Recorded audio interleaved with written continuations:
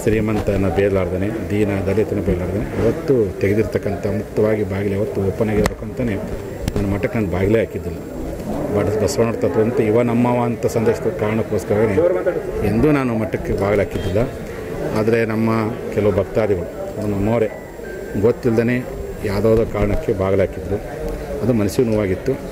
ಇವತ್ತೆಲ್ಲ ನಮ್ಮ ಹುನಗುಂದ ತಾಲೂಕಲ್ಲಿ, ನಮ್ಮ ಪೀಠ ಇರೋದು ಹುನಗುಂದ ತಾಲೂಕಲ್ಲಿ.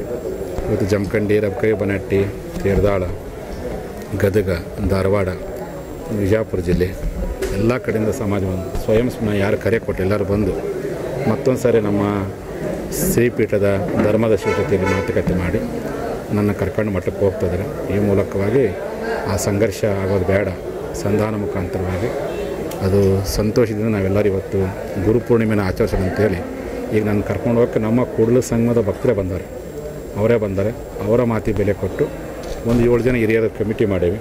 ಮುಂದಿನ ಘಟನೆ ಅವರೆಲ್ಲ ಬಂದಂಥವ್ರು ನಮ್ಮ ಭಾಗದಲ್ಲಿ ನಾವು ಶಾಖಾ ಮಠ ಮಾಡ್ತೇವೆ ಅಂತ ನಾನು ಕರ್ಕೊಂಡು ಹೋಗಿ ಬಂದಿದ್ದೆ.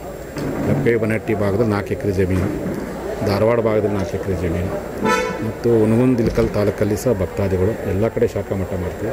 ಸಿ ಪಾಟೀಲರು ನರಗುಂದಲ್ಲಿ ಶಾಖಾ ಮಠ ಮಾಡ್ತಿದ್ದಾರೆ. ಎಲ್ಲರೂ ಶಾಖಾ ಮಠ ಮಾಡ್ಕೊಂಡು ಮೂಲ ಪೀಠ ಕೂಡಲ ಸಂಘದಾಗಿರಲಿ, ಶಾಖಾ ಮಠ ಮಾಡ್ಕೊಂಡು ನಿಮಗೆ ತೊಂದರೆ ಆಗಬಾರ್ದು, ನಿಮ್ಮ ನೋವು ಆಗಬಾರ್ದಿದ್ರು ಅದು ಯಾವುದೂ ಬೇಡ, ಮುಂದೆ ಬೆಳವಣಿಗೆ ಮಾಡೋಣ. ಎಲ್ಲರೂ ಸೇರಿಕೊಂಡು ಶ್ರೀಪೀಠಕ್ಕೆ ಕರ್ಕೊಂಡು ಹೊಂಟಾರೆ.